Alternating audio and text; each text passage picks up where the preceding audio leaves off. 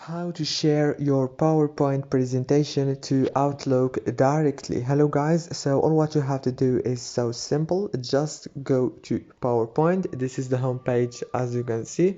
Now click on the document or the presentation that you want to share. For example, I'm gonna click on this one. Now go to the top, click on this little share icon, click here, and now click on full document.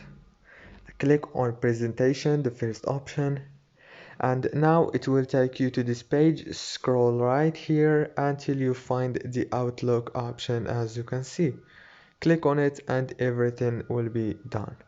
If this video was helpful, please don't forget to like and subscribe, and thank you so much for watching this video until the end. See you later.